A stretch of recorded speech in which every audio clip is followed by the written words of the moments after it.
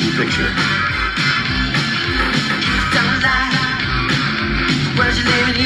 Before he created the music, he lived every bit of it. Come on, lady, oh, friendly word. Picked up phone, dropped it on the floor. It's all I heard.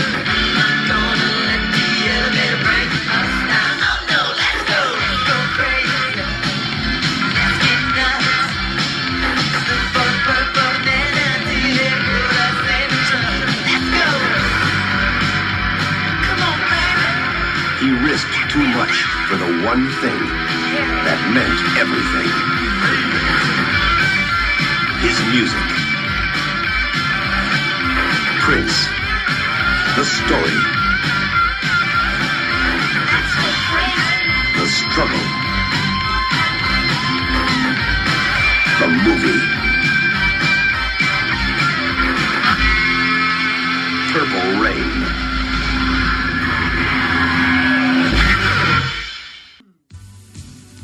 Welcome back to the show. Welcome back. I'm so excited. Oh my god, this movie is insane. I mean, I love this movie. Well, we love Prince. We love Prince. Listeners, my name is Pete. And I'm Scott. And these are the movies that made us gay. Yes, indeed. Welcome back to the show. Welcome back, everybody. Welcome back. We're very excited for this movie, and we have a fantastic returning guest, too. Yes, we do. It's okay. Oh, hello. Welcome back to the show. Welcome back to the show. Christian Turner, you were last on for our Season 2 premiere of Steel Magnolias. I was. And we asked you back for Purple Rain. Which has been an adventure. Yes. I mean, that is a great way to describe this movie. It is an adventure. Yeah. Mm-hmm. Yeah. I love it. Do you love Prince? I mean, come on. Okay, can I say something controversial? Oh, go Of right course. ahead. We're in a safe space. Are we? I love Prince more than I love Michael Jackson, and I feel like that's a I very agree. controversial thing because I people- agree with you, actually. Yeah. Yeah, it is controversial. I feel like it's not the norm to love Prince over Michael, but valid. Definitely valid. And I see it. Yep. And I see it, and sometimes I don't understand why, and then I watch things like Purple Rain, and I absolutely get why I relate more to someone like Prince Rogers Yes. than I do to a Michael Jackson. Oh, of course. This was a very fun movie. Well, also, Purple Rain is a lot more fun to watch than something like Moonwalker. okay, but There's also that. Moonwalker. as a child, I loved Moonwalker. Same. Yeah. Moonwalker was like my I hadn't seen thing. it. Pete introduced me to it. Yeah, I Really? bought And it. I'm showed just it to like, him, and, yeah. what the fuck is this? And I bought it in Mexico because you can't even find it here in the States. Oh no, on I'm DVD. sure the Jackson family wants that shit Yeah. buried so deep into the history of this family. Fascinating movie, but we're not here to talk about Moonwalker. No. I'm sorry. I'm so sorry. No, that's okay. We brought it up. I mean, Purple Rain is... It's a concert movie. It's a autobiographical drama. Yeah, there's a lot going on in this movie. So full disclosure, I've watched this movie twice in the last 24 hours. We watched it last night. Once last night, wine drunk. And then again today Okay. at work when I had nothing else to do. Sober. Sober. Fully sober. Yeah. I don't know what this movie was about because there's so many things happening. Yes. I was going to challenge either one of you to do a synopsis like of this movie. A 2-sentence synopsis, if you could break down what the plot of Purple Rain is. So Purple Rain is about the kid. He does not go by Prince in the movie. It is the kid. Oh, my goodness. Which I love it. And Much like Rashawn Patterson of Kids Incorporated. His character. Oh, yeah, that's right. The kid. so the kid, it has this sort of residency with the Revolution. What's the club named? It's called like the First Street Club Yeah, or The something. first. Yeah. Yeah, something And wild. it's just about sort of and that's the thing, is that it's not even a rise to fame, because it's not like this movie's journey is him getting signed to a major label. Yeah. Which you would think that would be the story, but it is not. It's not his It's glitter. just sort of like a few months in the life of the kid. Is it even months? I think it's a weekend. The passage of time in this movie is wild. And also, I have a better question. How old is he? Oh, that's no, yeah. Yeah. Don't even. I mean, Because he still lives at home, so it's like he's, Well, Scott, let me tell you this. With ethnic people living at home this is very true. I'm not going to deny this. until you're married is not weird. It's that very much thing that even though you're grown, if you're not married, it's like, why would you leave and get an apartment by yourself and waste all that money? Just live with your parents. So I think that was part of. But his parental situation was very crazy, nonsensical, and we'll get to that at also some point. true. I'm sure. I do also think that in the script, if there were character descriptions, the kid, I would bet $1,000 that the kid is supposed to be like 19. Sure. And we're just supposed to buy it. But okay, sure. In his home life, yes. Those very few instances that we see him at home with his family, I would be like, no, he's like early 20s. Yeah.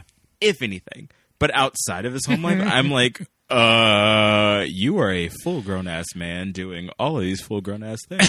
And I am so confused by everything that you do, sir. Yes, absolutely. Do you, Christian, do you have a 2-minute, or not a 2-minute, a 2-sentence description of this movie? How would you describe it to someone who's never seen it before? Oh, woof. What's the plot?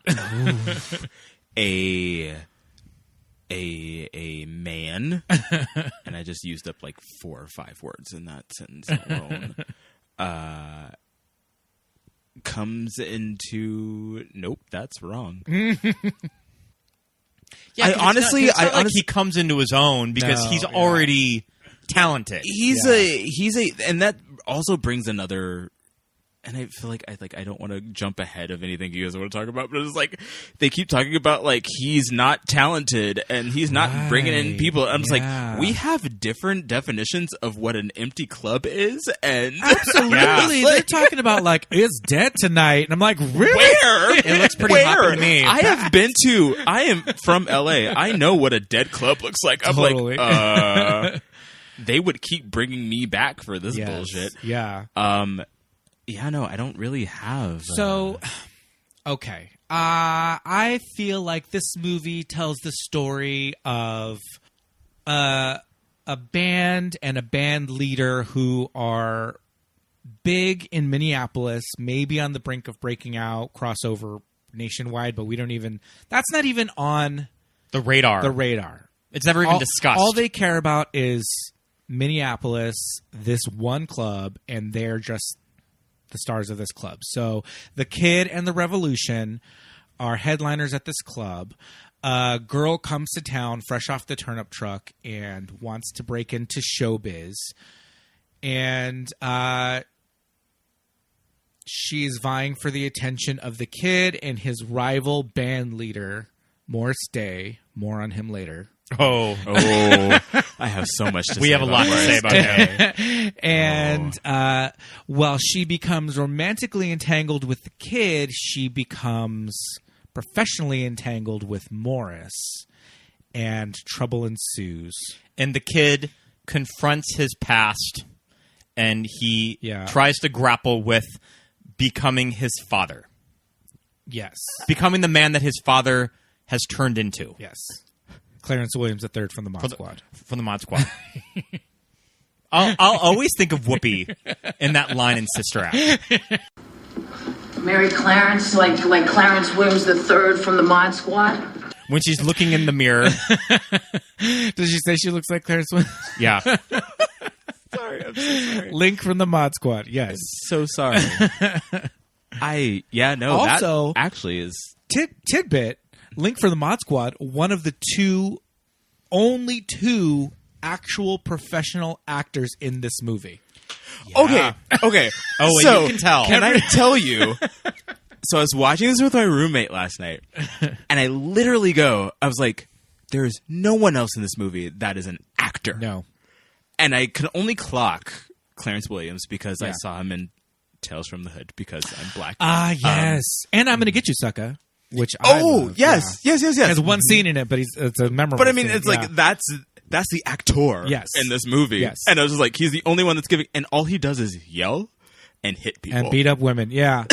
That's all he does in this entire film. And maybe shoots himself in the head, maybe? Oh, in the back of when the we head? get I there, don't know when we what's get going there, on. I have so many questions because it makes not an iota of sense to me. I'm So sorry. everybody in this movie is like from the music industry or Prince's inner circle, which Prince is that kind of 80s megastar that had an entourage of like 100 people. Yeah. And just employed everybody he knew is in this movie. And a crazy thing about this movie is that everybody's, I'm assuming, playing Versions of or a themselves. version of Yeah. themselves.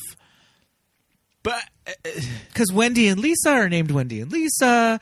You know, Apollonia is Apollonia. they're all- Yeah. and, you know, Jerome. All of them. but it's like nobody's an actor. Right, They're just yeah. like, okay, well, my friend asked me to be in this Yes. movie. I guess we're doing Yeah. this. I mean, Morris Day does a serviceable job because his character in the time is a very theatrical frontman. And Morris, I think, was just a very just a flashy guy. just a flashy Yeah. guy, and it lent itself to to this character. this type of character in a movie. Yeah. I'm giving Morris Day the pass. Like, you guys are giving a lot of credit. We're just like, he's the villain of this movie. He is a villain in this essentially. movie, yeah. But it's just like, I have. Oh my god! I have And so let me many just say this: notes if about I was him alone, if I am ever in a rock band, any sort of musical endeavor, I need someone to be my Jerome and just follow me around with a full length mirror and show it to me on stage. Now, is Jerome the one that throws the woman? Jerome is the one in that the trash can. throws a woman so, in the trash can, in the I've garbage seen this movie a dumpster. handful of times, and like you, I remember. I don't think I'd ever seen this movie in an entire sitting, not edited for TV. Yeah. And we saw it at a at friend's Matt house, Sharp's at house. Matt Sharp's house, with a big crowd of people. It was a backyard outdoor movie screening. Kind of like an ideal movie to see Yeah. with And there were about, a lot of people like at like 50 an outdoor people at screening. this party, and it was And wild. when he picks her up and puts her in the trash can. Body slams this Body woman. slams fucking this poor girl. ragdoll. It's just like, it is so violent that I like. Yeah. I was at work today, and I was just like, I had to stop it I need because to I had cover to like this up. look behind me to make sure I was not seeing somebody behind me. NSFW, yeah. And I think I had the same reaction last night, where I was just like, ugh. And when we were watching it last night, I totally forgot about the scene. yeah. And probably about 10 seconds before it was going to happen, I was like, wait a minute, Pete, is this the movie where a woman gets thrown in a trash can? And then it happened, and I just like screamed out loud. And all she's doing is trying to talk to Morris Day. She's not hitting on him. She's not like pulls a gun. She's just like, hey, Morris Day, we need to talk. And Jerome's just like, boop, trash can. Okay, and this brings a whole other issue with my movie, or this movie altogether. Is like it's very uneven in like the levity and the things that are supposed to be Yes. really dark, Yes. and things are supposed to be dramatic, and it's like, so that scene, I don't know if it was trying to be played funny, Right, yeah. or if it was trying to like, Yeah. we're seriously throwing this woman in a trash can, Right. and Because later on in the movie, Morris and Jerome have their like who's on first little conversation about the secret password that lasts way too long. Way and too I long. cackled way too hard. both sober and Yeah. and drunk. so it's like maybe they were just like, okay, Morris is bringing the funny, so his scenes are going to be a little bit more wacky. I don't know, but you're right. The tone is never all quite over catches the I mean, itself. you Yeah. could really Ever. tell when they were developing this movie that I think it was after the wild success of 1999, Prince Yeah. pretty much just went to his label and was like, I want to do a movie about myself. Yeah. Prince has to be above the title, and a major studio is going to fund it. Oh, and guess what? Warner Brothers is like the main studio with my record company. And then he was developing all these ideas. And this movie just feels like a lot of ideas that came from Prince's head that were just like, we're going to put this in this movie from my past. We're going to put like my family situation. We're going to put my band. Just all of these ideas in this movie. Yeah. But, I mean, there's so much talent in this movie. Yeah. Most of it is coming from Prince. I mean, really. And even that's questionable. Well, I mean, the talent is not questionable. It's Prince. He gave to us, unto the world, this entire album worth of hits. Okay. Please go on with that. And then also the Revolution. I mean, I also have a lot to say about the Revolution as a band. I love White Prince in the band. Okay, so we're talking about the band, The Revolution. It's his backing band, and there are several personalities, and they kind of all have like a look. Mm-hmm. There's like the surgeon keyboard player. Yes. There's Wendy and Lisa, who are just kind of like punky kind of looking. Wendy, who was like 19 years old at the time. Wendy Melvoin, who was like 19 had years just old. graduated high school, And which is crazy. She's the guitarist, and she's an amazing lead guitarist. She's killing it. She's 19 in this movie. And the drummer, his look is White Prince. Mm-hmm. It's just a white dude with the full Prince hair, the mole. But we never really the little get Richard any mustache. context of who these people are. No. They just like they're just the band. He has a nurse. Like I noticed that, Yeah. and that, like, and honestly, I don't know much about Prince about that time. Right. I know who he was with. Yeah. But it's like if they were trying to sell a point, I didn't quite understand it. No, yeah. They don't spend enough time with them in the movie. Yeah. It's not successful as a narrative, obviously. I do the Revolution, though, it's like he has as he goes through eras, like at this time it was Prince and the Revolution, then like in the 90s it was Prince and the New Power Generation. He had these backing bands, and this was just the one that was there, and they were just along for the ride.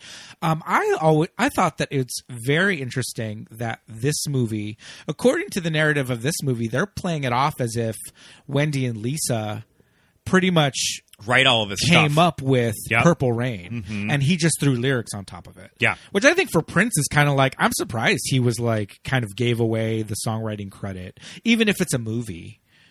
Which, even if it's a movie, he was a dick about it for an hour and a half. He is a horrible asshole about it the entire time. And I was like, and that's one of the things that bothered me about this movie, watching it the first and the second time in the last 2 days, was just like, there is no one to root for in this movie. Yeah. Prince is the person, like, he's our protagonist. He's the one that we're supposed to follow. And every time I see him, I'm just like, I want to punch you in the throat. Like, you were an awful to your friends, to your bandmates, to your girlfriend. He doesn't even want Wendy and Lisa practicing a song that they wrote in their off time. At all. He's like, no, stop, give it up. And also when he's late, hours late, to a rehearsal that everybody left. That everyone had left, because he was but so they were late. still sticking around. Yeah, he's like, what the hell are you doing practicing your own song on your own time? And then also, I think it was maybe the middle of the movie where I realized that apparently the reason the club boss was so angry was because they were only performing one song a night. What's this one song bullshit? You mean the club owner, Silky Nutmeg Ganache? Precisely. Yep. And I don't think I caught that until maybe in the middle of that's why he's so mad, because it's like they're not doing anything.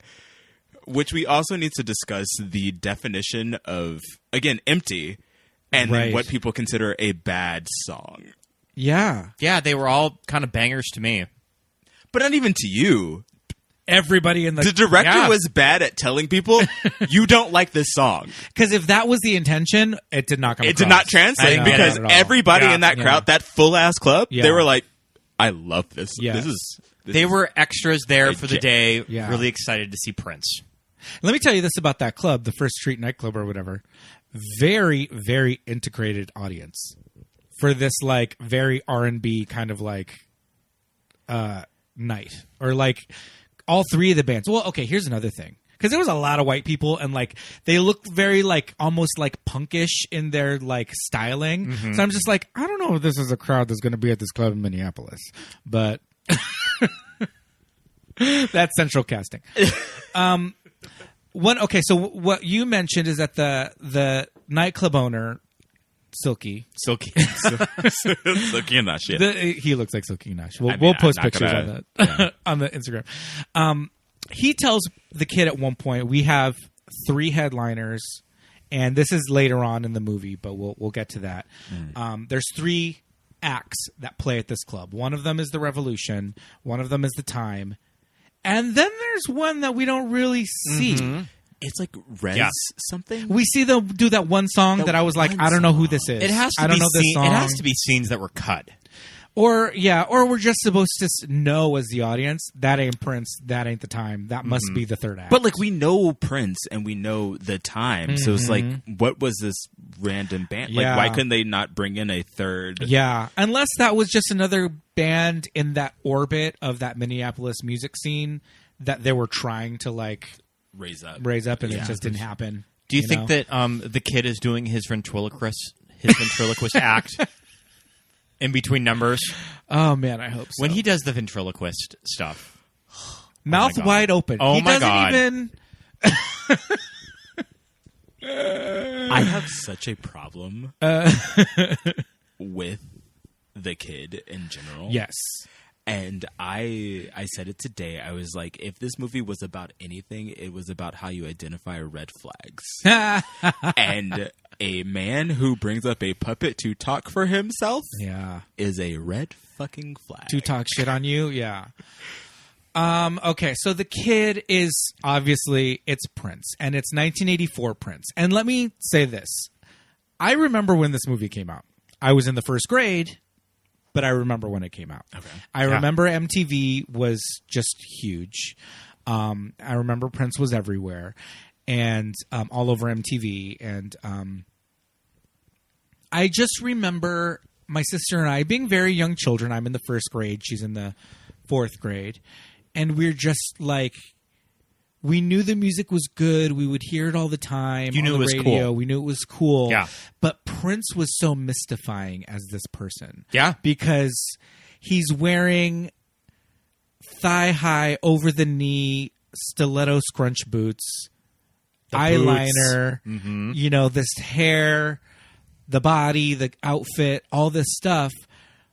But he's not feminine in any way. He's like hyper masculine, I would say, like in his how he interacts with women in this movie. So it's not like a Michael Jackson thing when you hear his voice and he's got like a high pitch. He doesn't have the high pitched Michael Jackson voice. It's soft. It's very soft. The first time he gets hit by his dad, I was like, oh. Yeah, Because it just came out of no. Because he gives off a very hyper masculine vibe. yeah.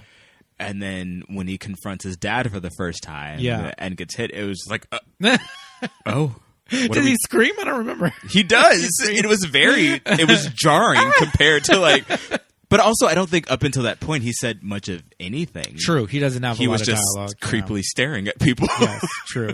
So Prince has this persona unlike anybody. It's not like it's a distinctly Prince look. You can't say like, oh, he's giving me this, he's giving me that. He's just giving you Prince, right? So that's the kid, band leader, front man for the Revolution at this nightclub. And again, like you said, if the intention was the Revolution is the band that's not holding their own, that does not come across in this movie, because all the performance scenes, I would say, are almost full songs every time they stop to do a song. I think they're practically every doing single one the full is, song. yeah. I think maybe the only ones they cut are like the time songs.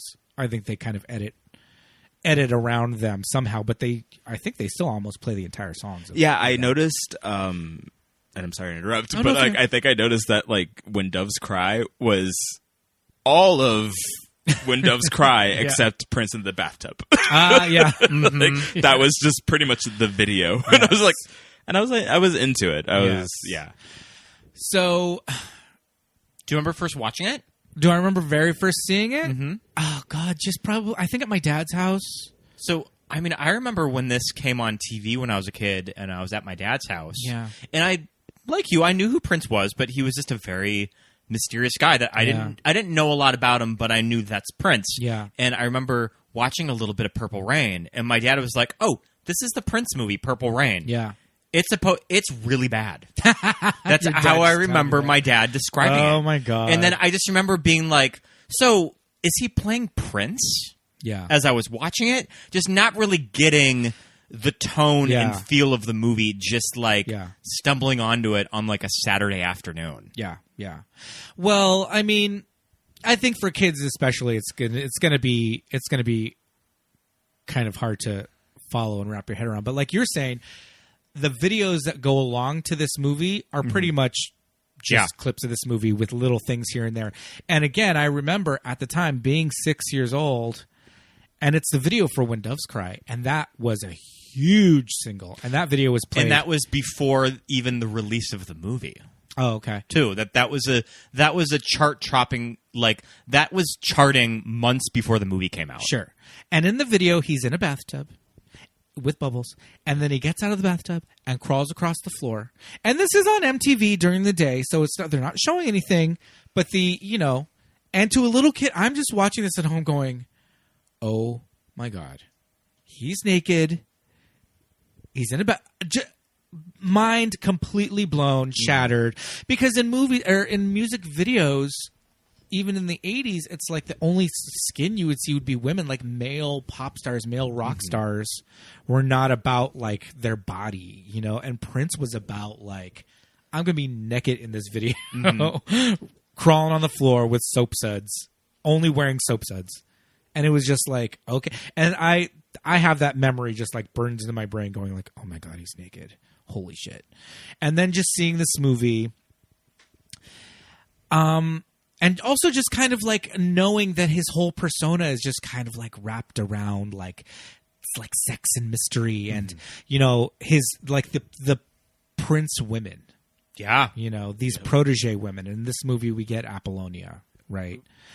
We were talking a little bit before we started recording that originally was going to be Vanity from Vanity 6. Yeah. Who is I'm sure that beautiful. Probably versions of the script were written with Vanity in mind. Oh yeah, it was definitely that they just changed the name of the character. Yes, specifically written, and like it's Vanity 6 is what we know. Yeah, and they were like, "Well, we can't get her. Apollonia 6 is what we're gonna." Has she ever kind of said why she didn't take it? Well, she's since gone on to become like a born-again evangelical Christian, but I don't know that happened in 1984. At the time, she just wasn't feeling it. I don't know. I just think she just left the group at that point and was like, "You can't use my name." And then afterwards, she did become like because she was in Action Jackson like.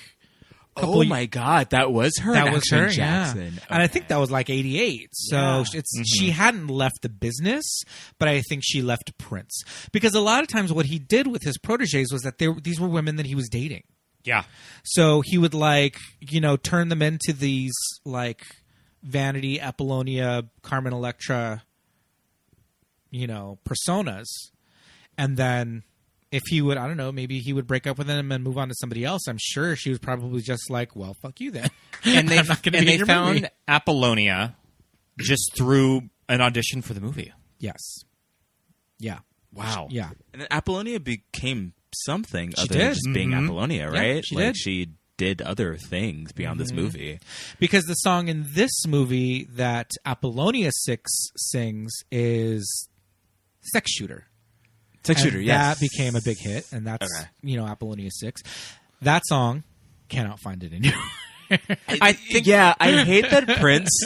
A lot of Prince's music you have such a hard time finding. Yeah, it'll be on one service but not on another, or things like that. His estate is very particular about what goes where. Extremely, yeah. I found out today that the big Vanity 6 song was added to iTunes.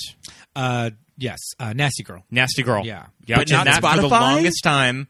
But For the not longest time, it Spotify. was unavailable. Yeah, but so it's on something, but but Sex Shooter from this movie is not. There is a Prince demo of Sex Shooter that's available on iTunes, but not the Apollonia 6 version. So it's just Prince singing it. which is very interesting. Because that's the thing. Prince writes all these songs. And he does demos and he records all of them. So there's versions of Nothing Compares to You. His and, demo you know. for Manic Monday is really good. Yeah. Yeah, there's his demo of Manic Monday, Nothing Compares to You, Sex Shooter, you know. So if you want to hear these songs, you can hear the early versions. Yeah. He did Manic Monday. Yeah. Yes, he wrote Even that. when you listen to it, it just sounds like a Prince song. The keyboard. Oh, I had no idea. Yeah. Okay.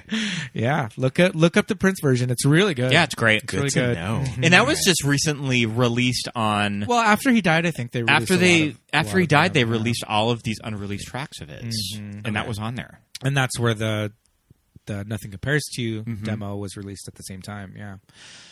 So in this movie, we get Apollonia, who is a Mexican. Yeah, I think she's probably, arguably, Big the ups. best actor of the movie. I don't know about Would you that.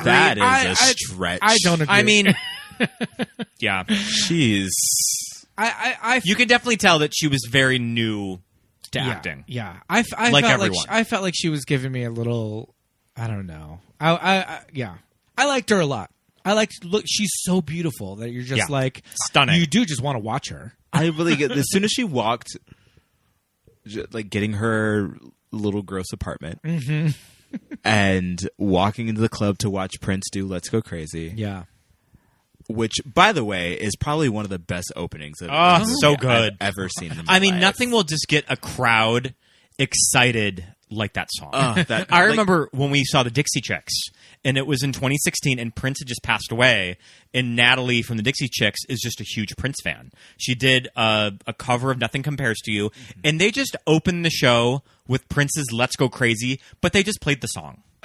Like, they just played the song, just like dark stage. That is Yeah. gorgeous. Let's Go Crazy. Because And it's the such a audience good vocals. song. Yeah. Number one, and just Yeah. like watching that with the montage. A montage of scenes that mean nothing Nope. to Yeah. you Yeah. generally. We don't know who any of these people are.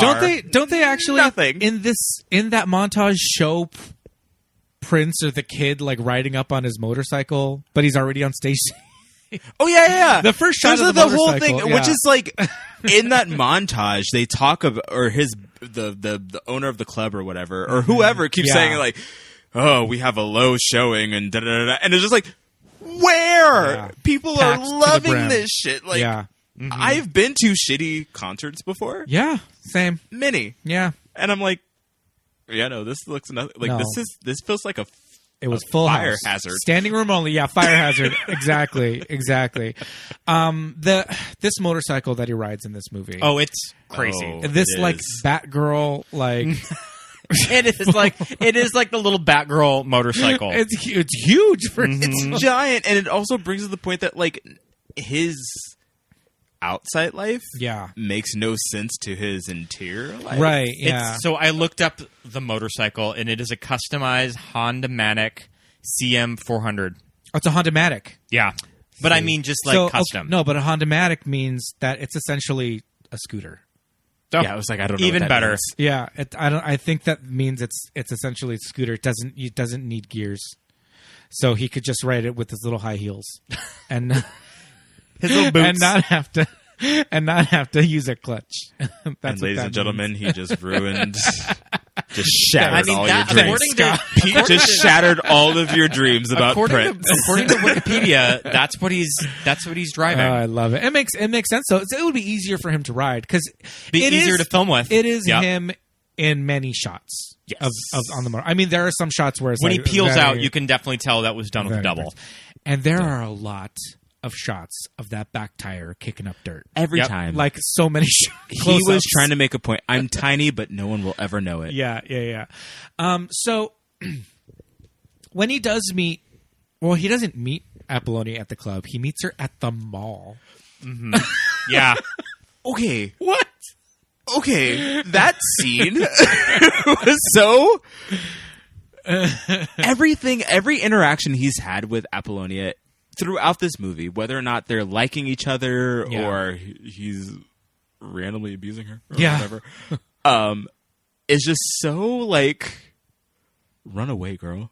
Yeah, Yeah. it is very red flag. But I have to say, when he first meets her at the mall, it's the kid, it's Prince. He's in his full like regalia, and so she. So it's like, all right, she's kind of like she's wearing this full patent leather, like it's like a top with like a peplum and like leather pants, and it's very, I don't know, it's like Selena Kyle, but also it's a little daytime Selena Kyle. Daytime. Yeah. Day walking. She's not just the kind of girl that's going to go to the mall in like jeans and like a little top. She's fully wearing like this leather outfit with a gold anklet over Yep. Over the boot. And they comment on it. Well, it's And a then he plot steals point. it from her. Yeah. First, okay, this man is like sociopathic to say the least. Because first he steals. Literally in my notes, I was like, the kid is a sociopath. First he does all these things playfully. He's like, oh, but it's not even playful when he says about the anklet. Doesn't he just say like, give it to me? Yeah. I think he just says give that to me, or like, And then figures out that she's lying about it being a gift. Yeah. And he's like, I'm keeping it. Yeah. And it's like, what? Yeah, you gave it to me. It's mine now, and then walks away. Then they go on this like motorcycle ride. What through, song like, is playing during the motorcycle ride? countryside. It's "Take Me With You."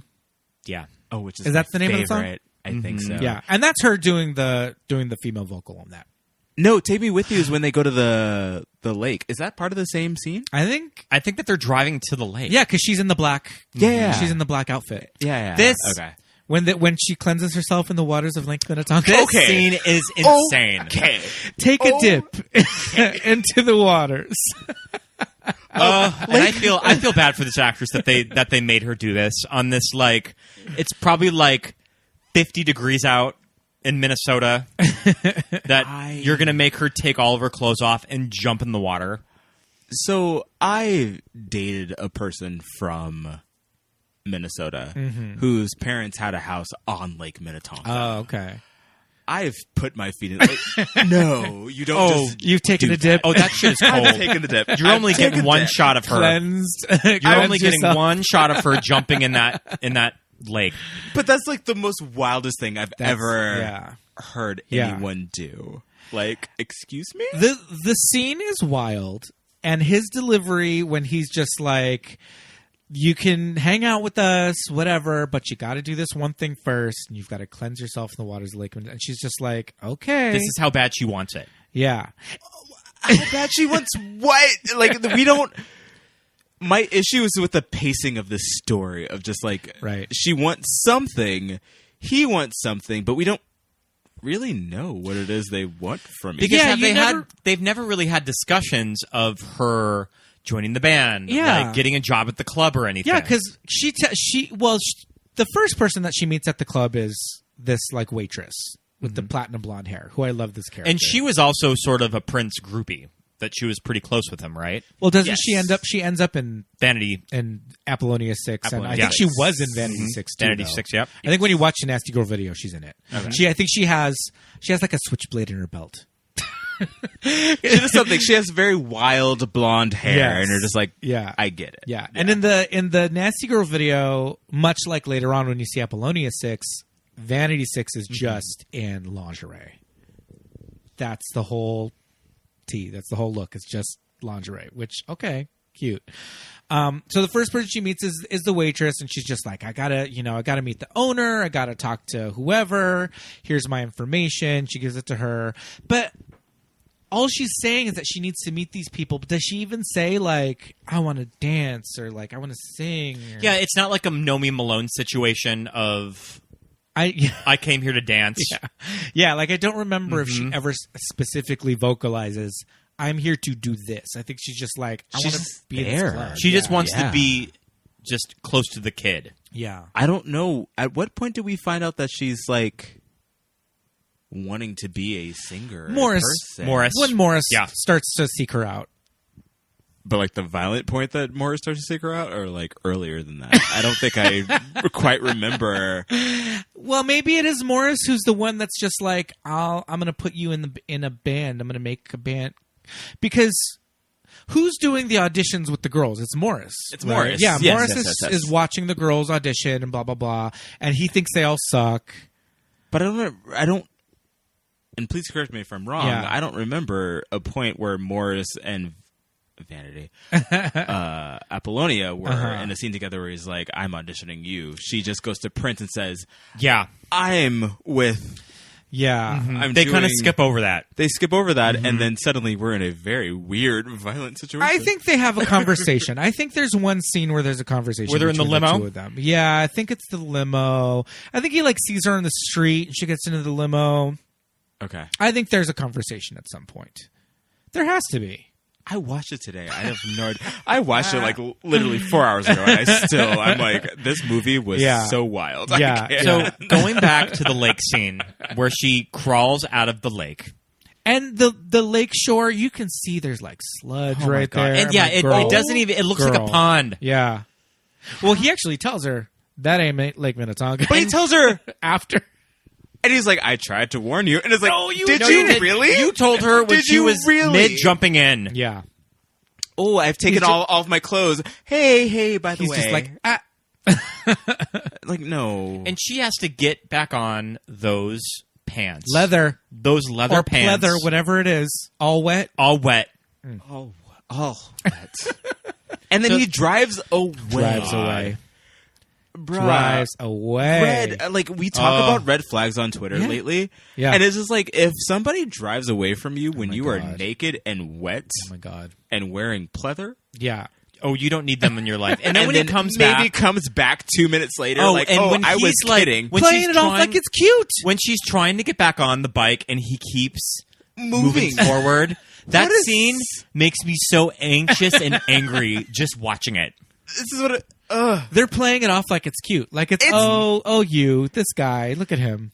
And I realized ain't that, like, cute. in the 80s, this shit must have been real sexy. This might have gotten girls real wet. Because right now, I'm like, I'd punch you in the throat, bruh. Yeah, totally. It's yeah. Everything about Prince being the protagonist, Yeah. being the hero of this story, I'm like, I don't see it. Yeah. I don't. Totally. And maybe I'm ruining this podcast right now by mentioning how much no. I hate him. We're here to discuss the movie, to break it down, nuts and bolts, and this movie crazy. So this movie is so crazy. But I think to me, what I take away from it all is the album, the soundtrack. It's like I can just listen to this, Which is so good. What I feel like all I've known for a very long time Is just the songs. Yeah. It's just the songs. Because I know I've watched it before. Yeah, And I do like that point of the movie that when you're watching it, that even the movie recognizes you're really not caring about the story. Just play fucking Prince songs. Please let me hear Darling Nikki. yes. Even when Darling Nikki doesn't exactly make sense to what No, you're trying to doesn't do at for all. this scene. But, yeah, no, I feel like for the longest time, I only knew this movie from an adult perspective from the soundtrack. Yeah.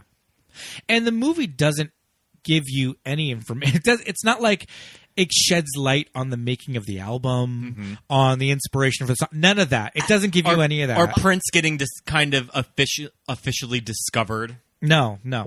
by a label. That's not. Nothing. That was not the objective of this movie. Which is when we roll back around to what was this movie about? Yeah. I guess that it's a when it no comes pun down to intended. it, It's a vanity project. It's just a vehicle for Prince. Yeah. Okay, but then we have that like weird sub story with his parents. Yes. So like we said, the kid lives with his parents. He is of an indeterminate. Nobody really age. knows how old he is. He was probably, and actually in his late 20s, early 30s in 1984. Yeah, probably You know? like 28. I think he was probably around Michael Jackson and Madonna's age. I mean, think- considering that everybody kept trying to make him fight Michael Jackson. Yeah. I I think they were the late, same age. born in the late 50s. Yes. So he was probably in his late 20s. His parents, played by Clarence Williams III from the Mod Squad, and an unknown actress who is not black. Who's not black, but gave the best demonic trance performance of repeating a single line. Was it? You won't let me go out. You won't. Yeah. You won't, like whatever it was. It was.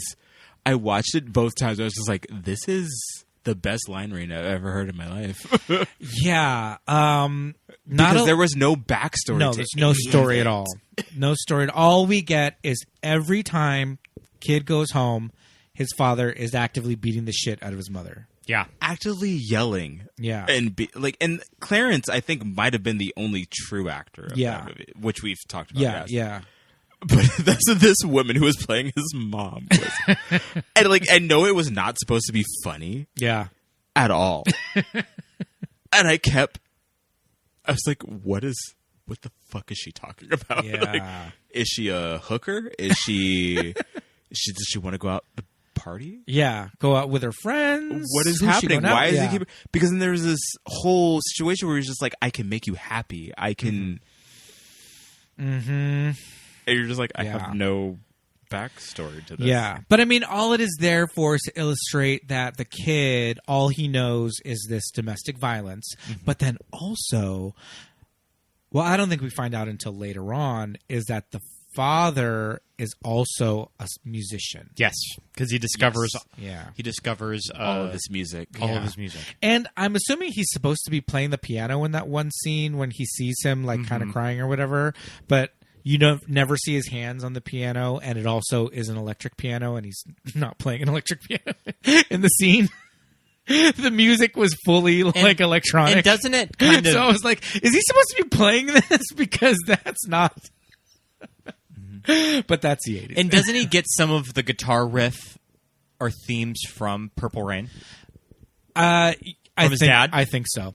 I mean, I think so because later on, when he finally does crack and decide that Wendy and Lisa's music is not hot garbage, that he can actually use it. I love any shots with Wendy and Lisa just because I think that they look so fucking rad. They do. They look so cool. They are, again, I think I said at the beginning of the podcast, I was just like, all of the women in this movie are beautiful. Yeah, they are gorgeous. gorgeous. And Wendy and Lisa, and they're when they're so indignant every time he tells them, God. I don't care about your music. No. And you're just like, what? Then why are you staying in this band? Just leave. Why? He needs Go you. away. Start your own band. But it's like when he finds his dad's music, and then he makes Purple Rain out of it. Yeah. I was like, how did that correlate into? Because Wendy and Lisa have already kind of laid out the music, And for we've Purple heard, Rain. and we've heard the opening The opening multiple riff. times. chords of Yeah. Purple Rain multiple times, Yeah. and I always get excited Can I tell you, it is Purple Rain. edging every time. Yeah. I was just like, Yeah. I know Purple Rain. it's coming. It is Yeah. so It's that inappropriate. very specific guitar pedal sound that gives it that little bit of reverb and just those chords. Yeah, so good. I was talking a little bit about how the members of the Revolution kind of have a look like the Surgeon keyboard player, Yes. and White Prince drummer. When Wendy every now and then does Lady Prince. Yeah. Every Every now and then I she'll love do it. the hair to one side and the Austin Powers Yeah. She was trying to make a point. Ascots, We don't yeah. need you. You have me. yeah, totally. And so wild that he just discovered her when she was 17 probably. Yeah. And was just come and play in my band. Yeah. Wait, is that a true story? Finish high school. Yeah. I think that Wendy had just finished high school when she met Prince. Yeah. Well, Wendy came from a very musical family. Her brother, Jonathan, was the touring keyboard for Smashing Pumpkins, he was the one that OD'd on tour that one time. Oh, okay. And they fired the That's drummer right. because of Yeah. all that crazy madness. That's Wendy of the Revolution. That's her brother. And then she has a twin sister, an identical twin sister, who Prince was dating. Ooh. And the Okay. twin sister is the inspiration for I want to say Nothing Compares to You. Was written Wow. Okay. about Wendy's twin sister. And they were all very musical as children, and their father was I think he was head of a music conservatory in the Midwest. That is wild. Yeah. So she had a pass with Prince Yes. for quite some time. Yes. Up into this movie. Yeah. Okay. And then she and Lisa were secretly dating for like a lot of years. Yeah, iconic lesbians. Yes. Wait, which she? Wendy and Lisa. Really? They were a couple. Wow. Yeah, and it was like a secret. Like they didn't like come out about it for a long time. I love that for so a lot much. of years. Yeah. Okay. Yes. And they actually have solo stuff, and it's never really kind of taken off. Doesn't quite capture the same magic as this. Yeah, I don't even know if I would even know any. I just know that from Wikipedia that they release solo albums. But Okay. I don't. Yeah, but they have albums released as Wendy and Lisa as like a duo. Got it. Yeah. Which I feel like that's kind of par for the course for a Prince protege. Yeah. Yeah. Yeah. Definitely. With the exception of Carmen Electra. Did she ever release music? God, I hope not. I always pretty look just think of the opening of Scary Movie. With her as Drew Drecker. Naturally. Does your boyfriend He's big and he's black and he'll kick your ass.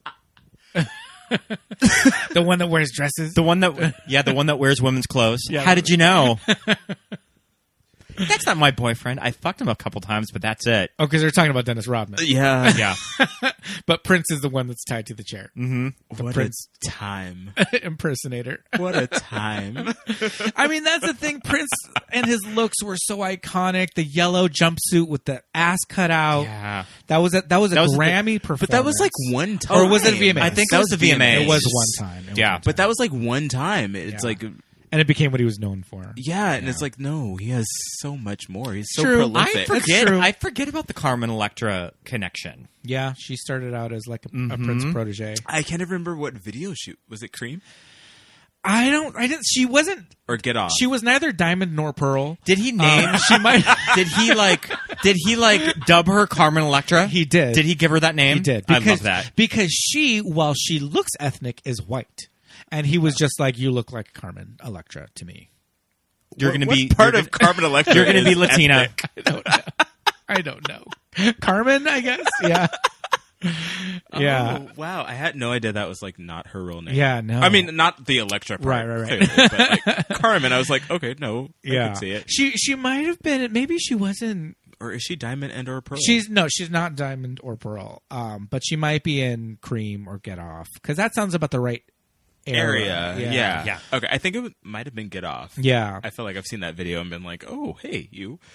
Yeah, and that was the more like sexy, like sexually charged song. Like Cream was pretty sexually charged. Yes. But Get Off was like, that's some like boning music. For sure. Which, like, okay. It's called Get Off. Speaking of boning music, as I take control of this particular section, I have never been more attracted to a man than when I saw Prince do Computer Blue. Oh my God. Blindfolds. Yeah, that's when he has and then no shirt. Yeah. And being sweaty and playing the guitar. I was like, oh, I have. And honestly, like, I understand that Prince is a sex symbol. Mm-hmm. I understand the attraction to him. Yeah. I have never particularly been in that that cohort. Yeah. But watching that scene, I was like, I get it now. Yeah. Because you're right. Prince has a very specific look. And it's like, like we said, he does wear over the knee thigh-high scrunch boots. Oh, and like Computer Blue is when he has the mask. Yeah. Yes. Okay, Yeah. sure. Yeah, absolutely. That is very 100% sexy. Yeah. did it for me. Mhm. And I watched it last night, and I watched it at work, and I was just like, I feel fully inappropriate at work. I need to turn this off. Yes. Yeah. And that look today, like the lace, like mask over, it's so like avant-garde. Like you would see that today. It's very like, I don't know, like it's like a Catwoman kind of a look. It's just Mm-hmm.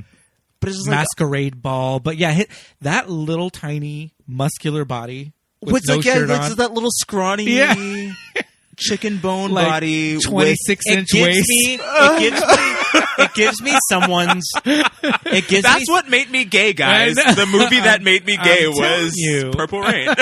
Computer Blue. This look gives me a guest star on OnlyFans that is not wanting to show his face. I've seen many of those. Yep. I've seen many. That's what it gives me. Oh my god! But yeah, no, that look yeah, and that Yeah. came towards the end, and I was just did, like, yeah. it caught me. because he's. And then it followed up with Darling Nikki, and I was like, yeah. what? I was gonna say because he's still shirtless in Darling Nikki, but it's the mask and everything and the Yeah. Computer Blue that you're just like, all right. And then they made Darling This Nikki works. all dramatic and shit. And I was like, Yeah, oh. I'm watching that scene. And, Apollonia and Morris come in and they're sitting with Silky and they start doing Darling Nikki and he's like clearly performing the song to Apollonia. right. And she's like getting more and more uncomfortable and ultimately starts crying and leaves. Why? Because it's Darling Nikki and it's very sexual? So Yeah, because it's not like they set up that he wrote this song about her at all. at all. But is it At all. supposed And the to be that song she's taking- has nothing to do with her. No, and it's not even like, oh, how could you talk about me in that Which way? makes I me don't know. feel like Prince wrote this album and they were just trying to Yes, fit to pluck- they're just trying Yeah. to drop in plug music. Yeah. these songs Yeah. in because there's no reason for her to feel so emotional about Darling Nikki. No. At all. No. And even the lyrics, it's like, okay, caught her in the waiting room masturbating with the magazine. But it's Which like, it seems like he's into it. yeah. yeah. Am I missing And then the point the of the rest song? of the rest of their performance, he's kind of like humping the speakers, but it never really connected to me why she's taking it so personally as like he's making fun of her. I guess because I guess that's the idea is that he sees her with Morris and he's just like, "Oh, you're with Morris Day now, so fuck you. I'm gonna show you. Right. I'm gonna make you look like the fool now." By performing this song that has nothing to do. It has nothing to do with you.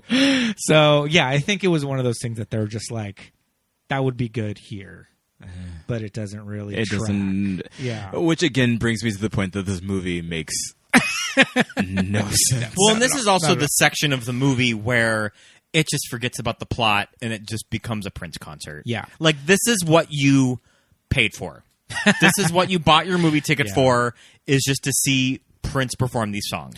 Okay. Well, I do want to talk about when Apollonia 6 finally, like comes together and we get their big like song, which is Sex Shooter. Is that a different club? Because it wasn't the whole idea is that they're going to replace the Revolution. Okay, so maybe they're just testing out the song somewhere else because I don't think it's at the First Street. It looks different. I feel like it was First Street, and then when his boss comes to him and is just like, "We don't need 4 bands. Oh yeah, We're gonna show you all, Yeah. but we're gonna take one of you out Yeah. at some point." okay, yeah, because it looked like the way they're performing. It's like there's like it looks like they're at like a strip club or like a I don't know. I don't know, the production values Karaoke on bar all or of something these is things are weird. very weird. It's just like, how do you have this much money as a club?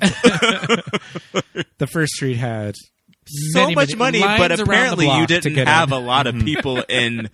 Again, our definitions Yeah. of empty and what's good music. Yeah.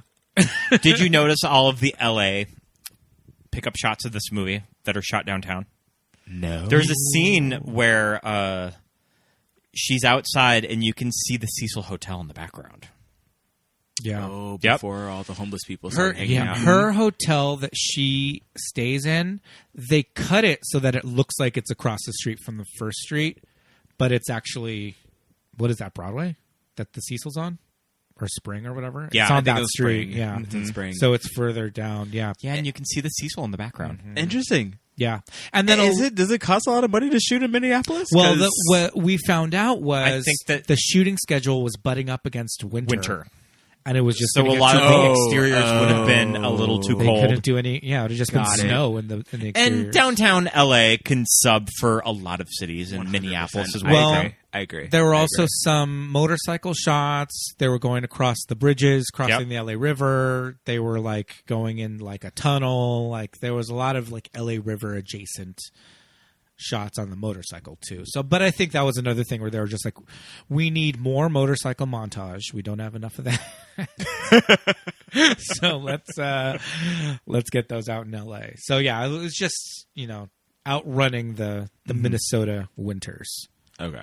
which is another reason why would you shoot this in Minneapolis? I mean, I get that it's Prince's whole story, but I mean, I don't know what shooting movies was like in the 80s. Yeah. So it's like, It's I don't know if crazy they of could do how that. quickly this movie got together. That there was Mm-hmm. the development of this movie, and then probably a mere year it was filming. yeah. Like that's just how quickly this movie was thrown together. Yeah, they just had the idea, and then you can tell in the script. Yeah. I mean, was yeah, rushed. nothing in the script is cohesive at all. Yeah, yeah. It is a lot of taking bits and pieces of what we think would make an interesting story, but never giving a tie into anything. Yeah, yeah. His parents' relationship being one of the main things that's like his boss is telling him is like, don't bring personal shit to the club. And you're just kind of like, yeah, no, I get that. But like, what is the personal shit that he's bringing to the club? Yeah. Maybe advising him not to get into a relationship with another performer. I don't know. Yeah. We have talked about it a little bit, but we have to address the scene where he mollywops Apollonia. Oh my God. Which came out of nowhere. Nowhere. Yeah, it's unfortunate. It's And crazy. I guess that for I know dramatic it's for the story. purposes, it's like he's becoming his father. Yeah, But Like, we don't see enough yeah. of his father for just like, no. And he's just like, don't I treat you right? Like afterwards, when she's just like, Yeah. I'm leaving. He hits her. She gets all upset. She's like, I'm going to leave. And when he's trying to get her to stay, he actually says, don't I treat you good or something like that. And it's like, you just Smacked her up on the head. the shit out of me, bro. Yeah. And that's like, that was one of the things that like caught me so off guard was Yeah. like, Yeah. he gave her an earring. Yeah.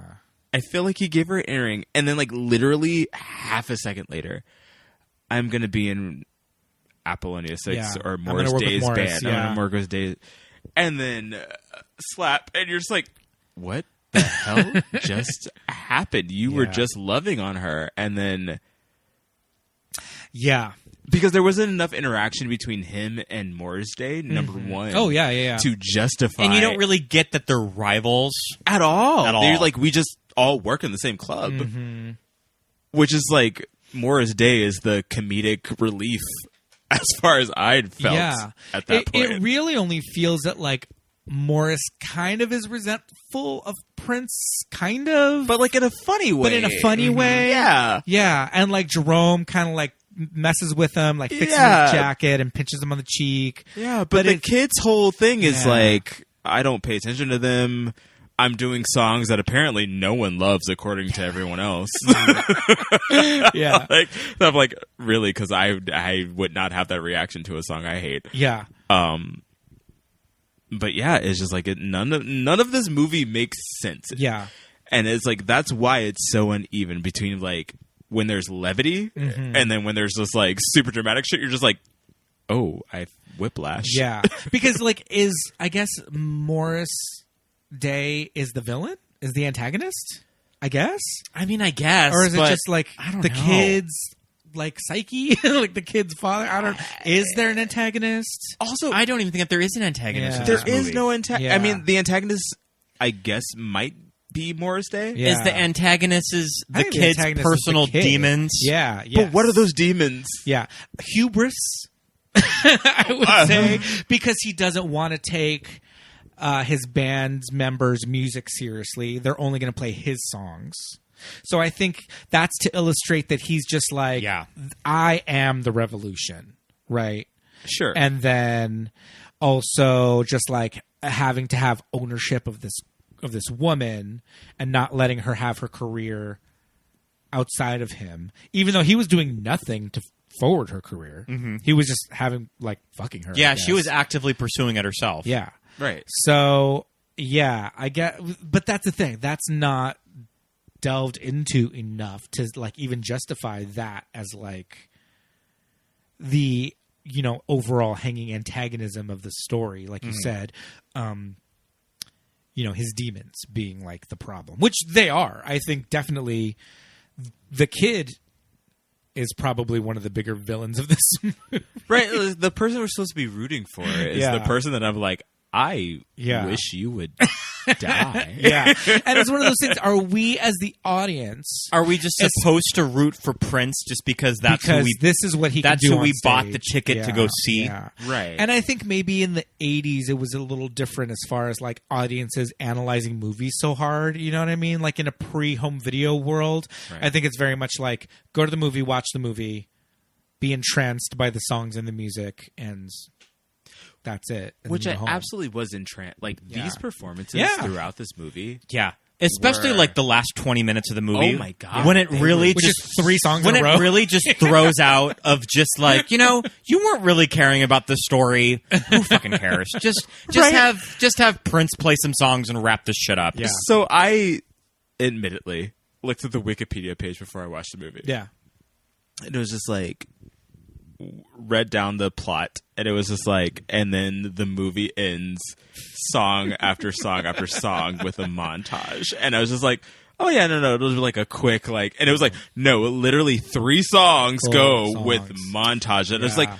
oh yeah, no, I fucking love this music. Oh yeah. Yeah. This music, or I'm sorry, this movie was about the music. Yeah. And we're just we just try to throw a story around it. Yeah. Now totally. it starts. "I Would Die for You" is the first song of that, right? of the closing montage. Of the closing montage. Yes. And I love that when he goes out to his motorcycle, and every single time I watch it, I just assume that he's going to get on that motorcycle and it's going to fly into the sky.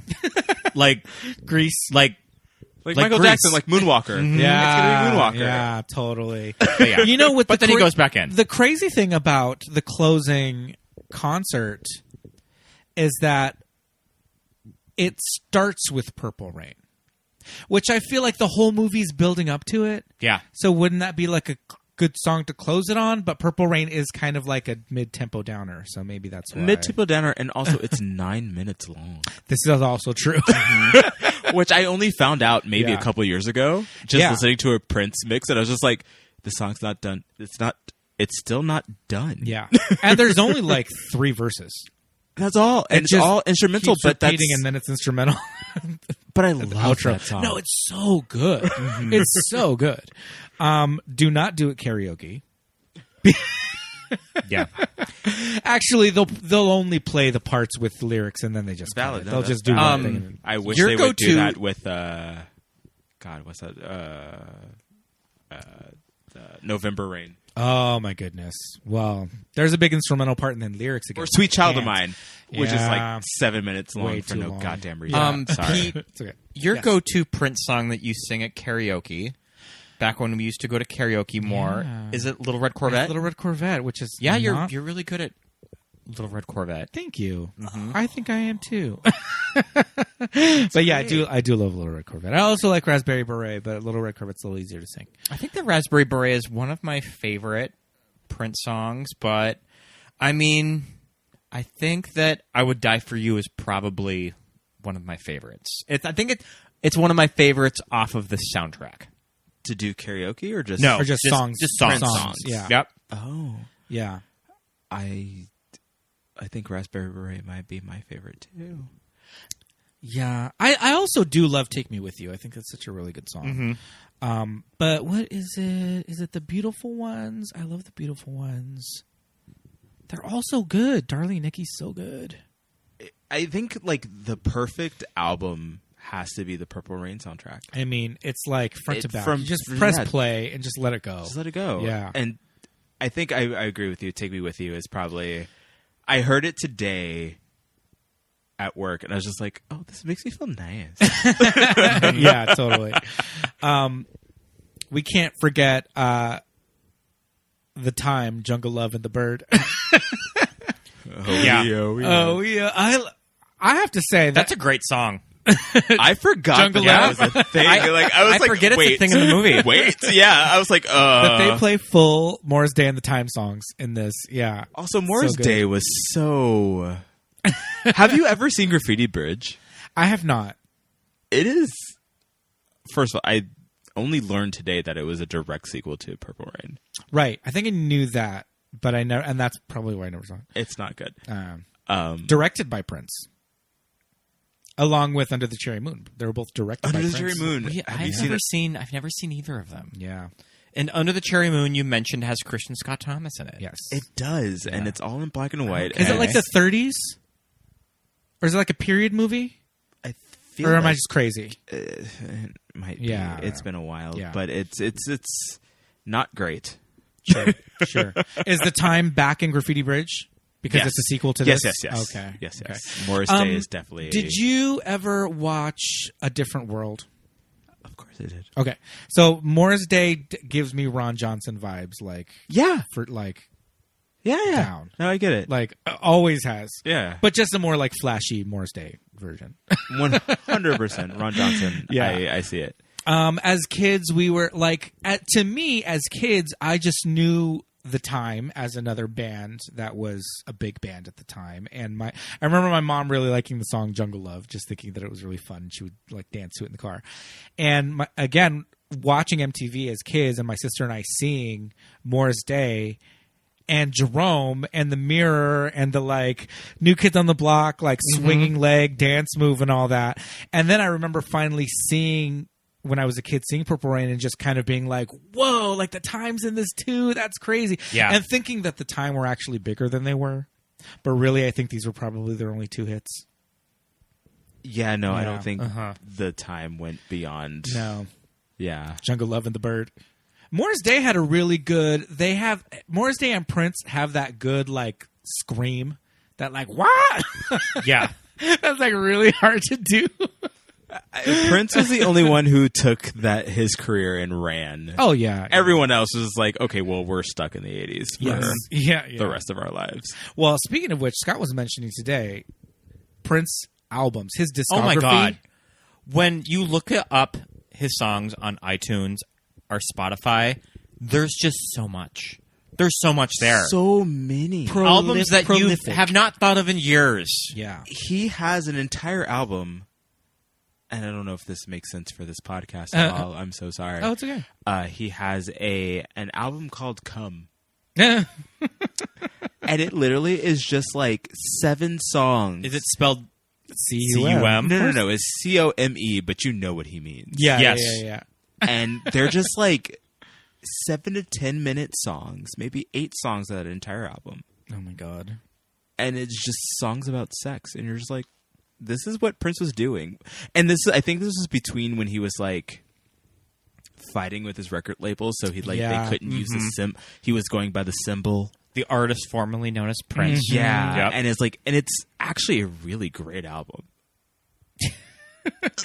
Come was released in 1994. Yes. Wow. It's actually a really great record. It's good, like early 90s R&B. Yeah. Yeah, so it's just like, if you guys ever, listeners out there, if you get a chance, just Look up Cub. do the thing. Do you remember when NSYNC was on Rosie O'Donnell and they were doing Pictionary to Prince songs? No. I'll have to see if I can find a clip of it. And they were they were doing ever? Win, Lose, or Draw Prince songs. That's funny. And Justin Timberlake was just losing his damn mind. Because I think he's just a huge Prince fan. Sure. Oh, that's I'll interesting. have to see if I can find a clip of it. Yeah. I mean, yeah, Prince was just like he was a huge personality, like along the lines of Michael, obviously. You know, Madonna, just like up there. Well, I was here. You go first. Okay, no, because like my knowledge of Prince's personal life is very limited. Yeah. And that's because in my mind, I don't think he ever shared his personal life. Yeah. And all the things I've heard about him have been after he's died. Mm-hmm. So it's just like, if there's information you guys know, please tell me. But like, as far as I know, it's always been very. He's kept his personal life very limited. Definitely. And I think that's kind of how. Yeah, that's that's where we're going to keep it right now. We don't really have any big tidbits there, but I mean, I was just kind of going on the whole thing of just like he's always in people's like like favorite artists, anytime if you ask people like, oh, who's your favorite like of all time, it's like, and he's always up there with that, like in that higher echelon of like Michael Jackson, and it's always musicians and performers that always go back to it, and then just like regular people, when he would do those residencies here in LA, it's just like everybody I know. Yeah. No, my sister, my brother and sisters who are much older than I am, definitely every time they're like, Prince is in town, we're going. Yeah. Disrespectfully, can I ask what your hierarchy is? Of what you mean against Michael and Prince? Yeah. I think I might put Prince above Michael too. Yeah. Oh, okay. Cool. Yeah, I think I might because like, I do love Michael, but I love like probably like Bad and earlier. I think like everything after Bad is kind of like. It's good, but I mean, I'm not all about like black and white. You know what I mean? Yeah, like, no, that era was kind of crazy. Yeah. Although Prince does have there is a time when I just definitely did stop listening to Prince because it did become so prolific that A, you couldn't keep up, and B, he started doing some shit where like he would only release stuff on his website. You would have to like be in his fan club to hear it, and like it didn't get on the radio. So he did kind of have that era of like, okay, I'm not really listening that much anymore. Yeah. But of the stuff that we do have, I feel like Prince stuff kind of holds up a little bit more, and I think it's kind of easier like today to be like, fuck yeah, Prince. As opposed to being like, fuck yeah, Michael Jackson. No. Yeah, he's a little easier to latch onto now. Yeah. I mean, even though Prince may have been a little problematic, maybe. Oh, no, that's what I'm talking about. Yeah. That album, the Come album. Yeah. I was just like, that was probably the wildest thing I've ever heard in my life. But I was like, and I'm sorry, Scott, go ahead. What well, I was going to say just this time in pop culture and just movie making that Prince could get this movie made of the wild success of 1999 and Prince just being like, I want to make a movie. Yeah. It's going to be about myself. And I was thinking, like, what would a movie about Madonna have looked like had she had these demands in the 80s of I'm going to make a movie body of evidence about but I'm going to make a movie about myself and I'm going to be playing a version of Madonna because Madonna definitely did act. Body of evidence, who's that girl? But there are more like character pieces. But just what would a movie about Madonna look like had she insisted on playing herself? And she's trying to do it now. And I have a feeling this movie is never. Well, now this is going to be like a biopic. It's going to be more of a traditional biopic. Yeah. But I'm just like thinking, like, what if Madonna did this? Like a Purple Rain at style this time, movie. A Purple Rain style of Madonna making it in the club scene in New York. Yeah. Please bring me back when that comes out. I know, right? I don't know because it's like again we talked a little bit about Moonwalker. And that is like... And Moonwalker's almost like a borderline, like, experimental film. Yeah. It too. is. Yeah. Michael Jackson jerking himself off. And but, like, in the kindest way possible. It literally is like he framed a claymation bunny rabbit around himself. Like, that's... Moonwalker is just a vanity project. Yeah. More so than Purple Rain. More so than Purple Rain. Because I think Purple Rain, they were trying to make like a legitimate movie with the story. And how successful they were. But also audiences loved it. That I did the inflation math today on the internet. With the inflation, Purple Rain would have made over $180 million. Holy shit. So it was a pretty sizable hit at this the time. was lucrative for Prince. And... not a lot of I don't think Michael could have done that. Michael's never had a huge theatrical release. It got Prince an Oscar. It's For the- soundtrack. Yeah. Oh, it's And soundtrack. Okay. I think that I was it like, was not acting, well. clearly. It was back when score they had like an adapted score category. That yeah. I think it was more awarding the music written for the film. Yeah. Not. I mean, I don't think that they were splitting hairs of what was created before the movie, but everything that just ended up on the soundtrack. Okay. It won the Because Oscar there was for it. Yep. orchestral score had its own Oscar, and then there was song score, which this Yep. won for, and it was the last year that Yeah. it was in play. So it was movies were nominated that had like specific songs, like more like musicals. But I mean, it won an Oscar, and so he's got an Academy Award. But yeah, how successful it is as a narrative story, A little questionable. maybe it's questionable. But then once the last 20 minutes and he just starts playing Prince songs, you kind of forget about it. Yeah, Because you're just like, man, this music is fucking amazing. This Yeah. is what I came here for. yeah, and I do kind of. That's the point where I'm like, okay, the setup of Wendy and Lisa constantly playing Purple Rain and him shutting them down, but then finally, discovering that his father was a musician and seeing all this sheet music and starting to write and playing on the piano. That scene is really good, really cool. And then, finally actually playing the song in the movie as the band, you're just like, okay, it is a good payoff. I think that it's a good payoff. And especially how it's photographed, that there's something so beautiful and satisfying that it's shot on film, that it's theatrical. It's not like you're watching a video of Prince playing these songs. It's shot on film, so Yeah. it's just a little more heightened. Yeah. And just, that's really exciting to It looks watch. like a movie, and It looks like a movie. and less like a concert Yeah. film, Yeah. or documentary or something like that. We did talk a little bit earlier about the father in the final showdown where Prince comes home. The kid comes home. He sees his mom just crying on the street. She's just on the sidewalk crying. And he's like, what's going on? And she's just like inconsolable. And he goes inside, and the house is like tore up. Right? Finds the dad playing the piano, and then he's like, has a gun. And then we hear a shot, but it's off camera. And then we see paramedics. Right. And then the dad has bandages around his head and blood.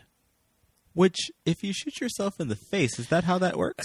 And then in the in the montage, I think during Purple Rain, we see Prince in the hospital. Yes.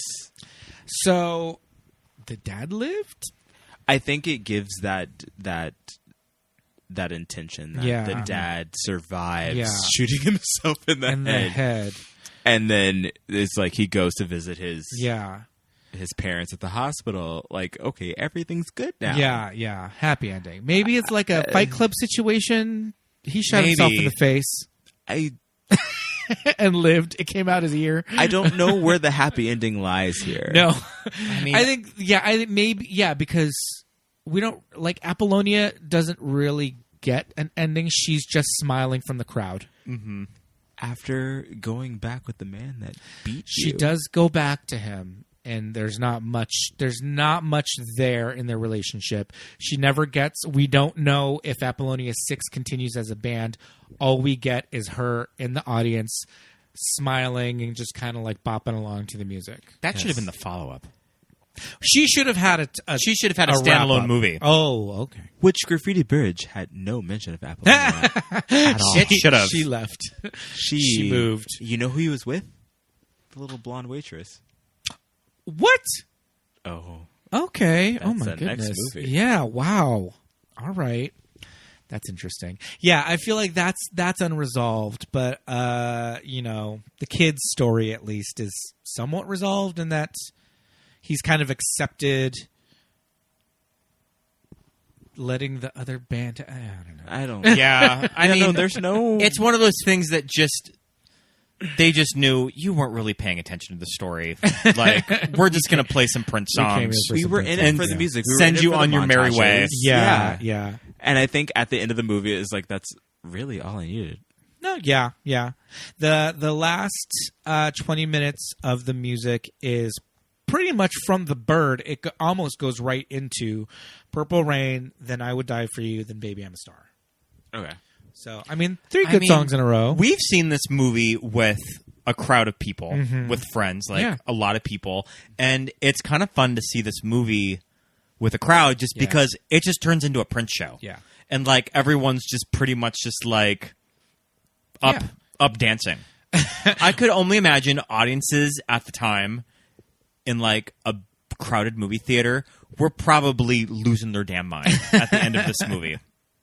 Because how do you just take these songs? Like even me just sitting last night and again today, just listening to these songs, I was like, I love Prince so much. I love all of his music that is just like every time I heard something, I was just like, either I was mouthing words or I was singing out loud or I was bopping my head. But like that soundtrack is legendary. Oh, it's incredible. It's one of the great movie soundtracks of all time. Yeah. Like I just come for the music alone. Stay for the somewhat okay story. I promise. It's like it's a good movie. Yeah, no, it is. It's definitely worth the watch just because it is so wild. It's such a wild ride. Yeah. It's, I mean, modern audiences especially. I'm surprised that it's not talked about more. I mean, even though Prince has everybody loves Prince, but I'm just surprised that this movie is not sort of maybe referenced more or talked about with like maybe younger people that they're just not super familiar with it. Yeah. No, I agree. I think because the music does stand alone, maybe I think people just kind of, or younger people just know that it's an album and not even that it's this crazy movie. But yeah, it's not like, I think people of a certain age are familiar with it. But yeah, I think it does need to be, we should be talking about it a little bit more. That's what we're doing right here. Did you ever see Prince's episode of New Girl? Yes. So, and I guess that the whole story behind that was he just liked the TV show New Girl. Liked the show. And he just reached out and it was just like, I'll do an episode if you want. That's so wild. Which is like one of the things I think we were messaging on Instagram. And I was just like, Prince is a weirdo. Yeah. I was like, I see all of his weirdness just like coming out on screen right now. And like the fact that he did a New Girl episode, which is, I hate that show so much. We weren't the biggest fans. I think that, we watched like 2 seasons and then we just sort of fell off. Yeah. Yeah. It's a niche show. Yeah. But the fact that like he liked things like that, yeah, and he was into the type of music he was into the type of people that he was into, and like Prince was a gem of a human being, and I wish watching these performances as like people talk about like I wanted to see Prince. I was like, no, I wanted to see Prince in the 80s. Like, that's the time I wanted to. Yeah. Because like I have older siblings that are like, I saw him, in the 2000s, and it's like he did very obscure songs that I didn't. really that's what I care heard, for. that he would do a lot of weird, like not the Yeah, not it's the like hits. I wanted to see the Prince. Play the hits. Play the hits. Yeah, like I absolutely would have been that person. Yeah, And just so cool that he gave women like Wendy and Lisa just this platform just to be creative every time. But it's like I don't know what that story was. What was he doing? Something creepy? no. Because there were just so many women all the time. Yeah, I think for those two, they were just really good musicians. Yes. They weren't part of his stable Yeah. of the Vanity, Apollonia, Carmen Electras. Okay. They were part of his stable of really good backing band Okay. musicians. Yeah, that's what I meant. And I based that off the fact that I watched. I don't know if you guys ever watched Buffy the Vampire Slayer. Yeah. Jenny Calendar was one of his backup dancers, one of his backup singers, whatever. So I was like obsessed with her. Wow. And you know who else was Pete? She was in Mannequin. Which mannequin? She's the mannequin with Andrew McCarthy and Kim Cattrall. Mannequin 1. Mannequin 1. The brunette from that movie, I think, was Roxy. Roxy. Yeah, I think yeah. that she was like a Prince girl. Oh, that's interesting. Mm-hmm. Okay. And so, like, he just had a lot of random women Yeah. throughout his career that I was like, I don't know your backstory. I just know you were a Prince girl.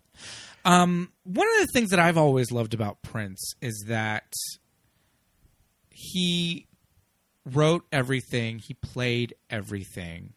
He played the piano. He played the guitar. He played electric guitar. He would shred these solos. And for R&B musicians, for like black musicians, it wasn't always, especially in the 80s, they didn't always play their instruments anymore. They started just being like frontmen and singing, and all of that. Mm-hmm. And, even for somebody like Michael, who I'm sure had a hand in writing a lot of this stuff, Prince played that shit on stage live and killed every instrument. Multi-instrumentalist. He was and the just, quintessential artist. Yeah, musical he had genius. This hand in every aspect of his music. And for him to contribute so much to it and to have that many hits and to be able to put out as many albums as we did, like we said, he had so many albums come out, on his website and all that stuff. There was a story that one of the producers told about making this movie and saying that they needed one more song, and it was just kind of be in between, like an interstitial kind of song. something to edit to that transitioned the scenes. Yeah, and that he came back the next day with When Doves Cry. Yeah. Like, is that really yeah. right? And they and I think that the studio Yeah. or the label wanted to sort of adjust the song a little bit, and Prince refused. Yeah. And the song, But that he just went home one night. Yeah. He was like, oh, okay, we need something else for that. All right, give me a minute. then turned into like one of the biggest singles Yeah. of I mean, that's of the song Prince's you career. think of Yeah. when you think of When Doves Cry. Yeah.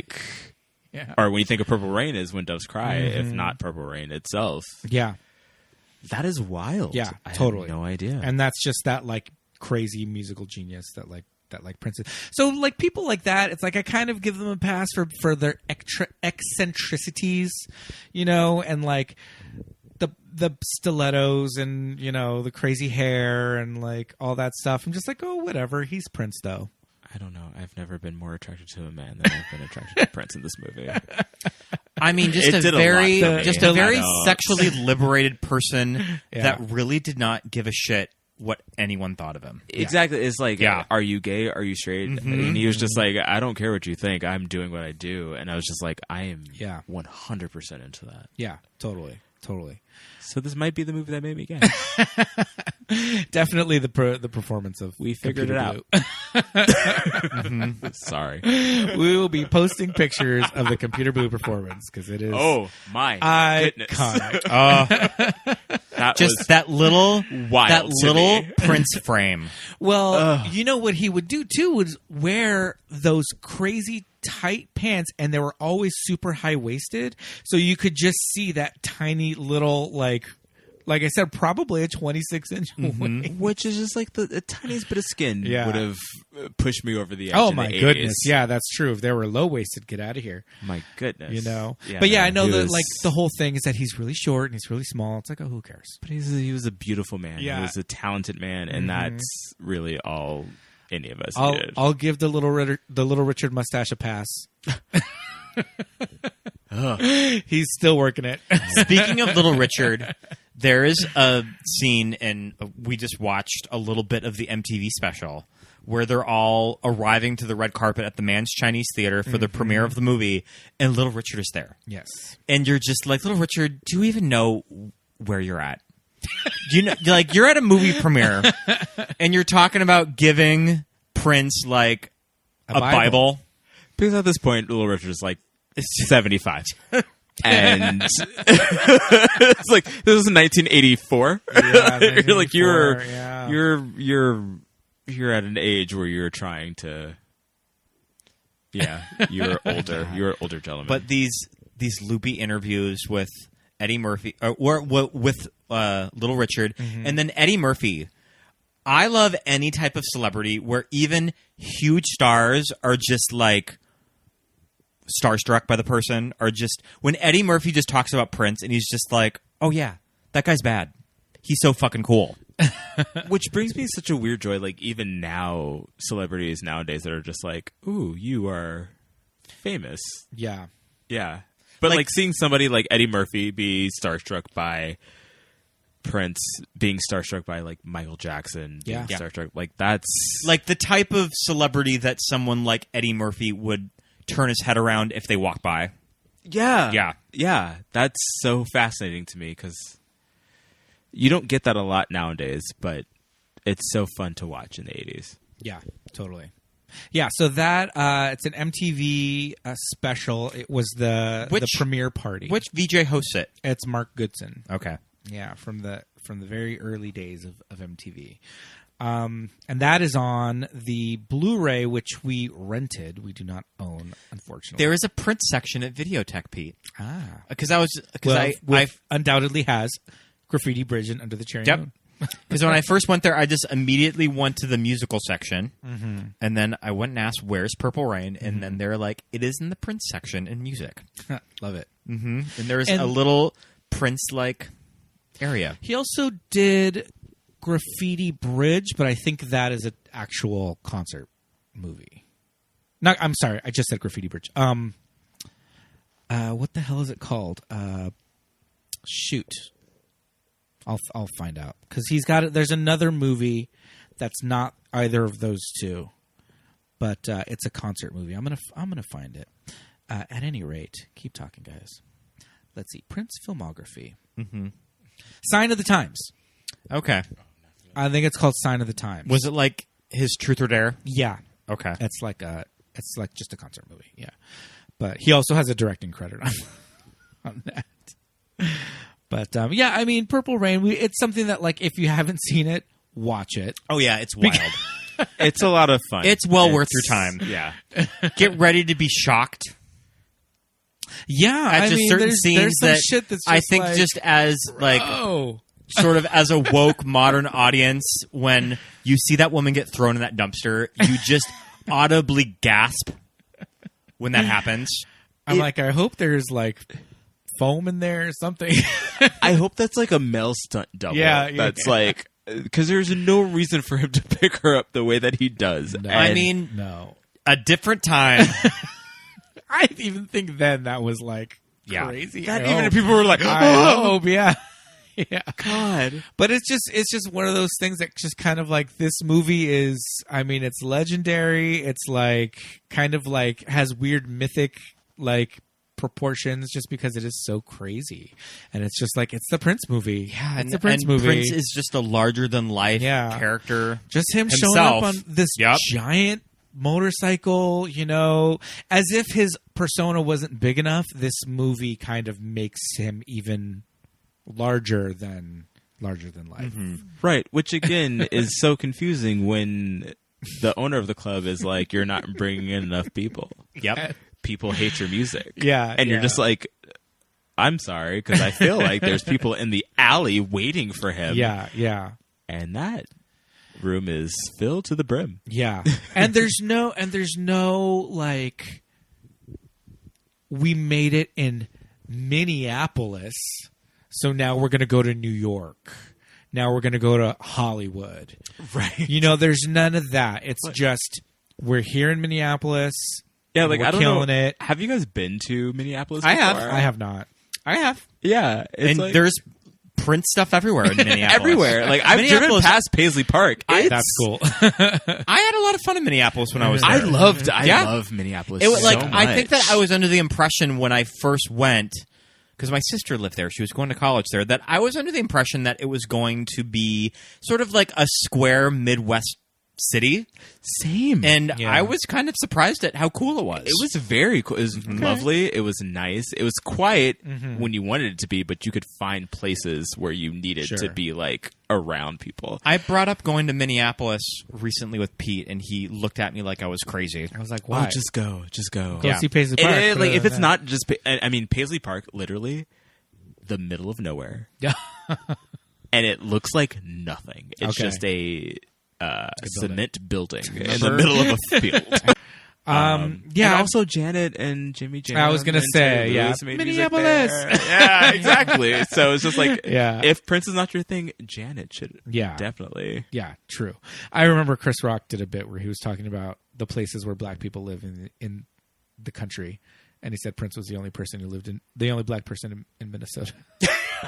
It might be accurate at this point. Yeah. But Jimmy Jam and Terry Lewis. yes. They're in some of the special features on this movie. I was like, why do I know? Oh, okay. Did they produce any of Prince's music? I want. Yeah, that Probably had a hand I mean, in if I've read it, I would say okay, that makes a lot of sense. But I don't want to. I don't know, so I don't want to say like yes. Yeah, no, Well, we're yeah. veering too far off the path here. I'm sorry. We'll look that one up. But yeah, I mean, Purple Rain. It's wild. It's nuts, but it's definitely worth the watch. Mm-hmm. If anything, just to see these songs, being performed, in front of an audience. It's so 80s. It's so 80s. I can't even stand it. But like Prince how is 80s so everybody looks. charismatic. Yeah. Even if you hate his character. Yeah. The kid. Yes, the kid. Just watching him on stage and gyrating and playing his guitar, it'll get you there. Yeah, totally. Yeah. So we definitely recommend it. Yeah, thank you so much for coming back Thank on. you so much. Thank you guys for having me. Yeah. I'm sorry if I kept talking about other This things. was a fun movie to talk about. Yeah. This was a very fun movie to talk about. Thanks for having me for this one. Glad that we finally got to it. Yeah. Yeah. We would love to have you on again for something else. We will. in the future. So. Oh yeah, and I Keep us promise in I mind. will. Yeah, it'll be a lot more fun than something abusive like Purple Rain. No, this was definitely fun. This was a good time. I love revisiting it and we were listening to the record today and watching videos and all that stuff. Yeah, I was this is a listening good to our time. vinyl when I was writing my notes for the episode. Indeed. So thanks so much, man. But until next time, we will see you soon, hopefully.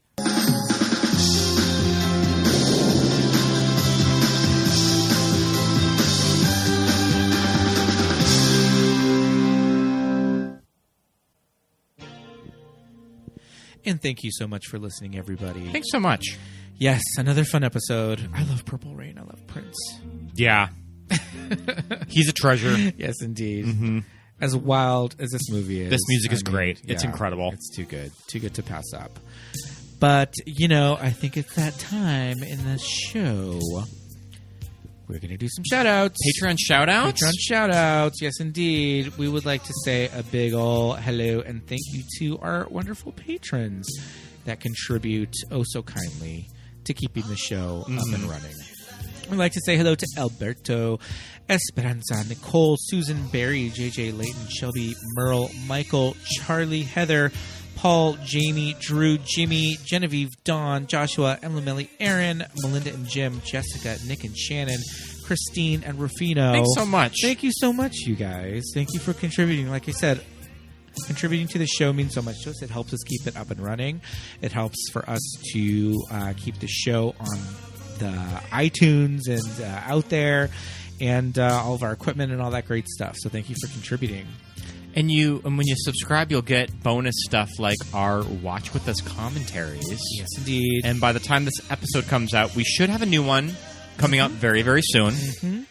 So keep checking back, patrons. There should be a new commentary dropping shortly, and the November newsletter is being prepped as we speak. So take a look for that. Head over to patreon.com/movies that made us gay to check all the fun stuff you can see if you become a patron. So thank you very much. We'd also love it if you would subscribe and like and comment our show on Apple Podcasts. And Give us 5 stars. Yes, indeed. Give us 5 stars. Write a comment. Write a review. We'll read your review on the air. Yeah, we'd love to read it. Yes, indeed. We love reading reviews. We love getting those from our listeners, and those 5-star ratings and reviews help our show to get kind of spread out across helps the visibility. podcast universe. So check that out and do that for us. You can follow us on social media. We're on Instagram and Facebook at Movies That Made Us Gay. And on Twitter at MTMUGpod. Yes, indeed. You can follow us personally on our socials. My name is Pete. I am at Peter Lasagna on Instagram and Twitter. I am Oscar Scott on Twitter and Scott Youngballer on Instagram. And follow me on Letterboxd. See what I'm watching. Yes, I indeed. add a movie to that almost every day. Yeah. Every single movie I watch. We're big I movie love. watchers. Heads up. So thank you so much for listening, everybody. Until next week, we will see you soon. Bye. Bye.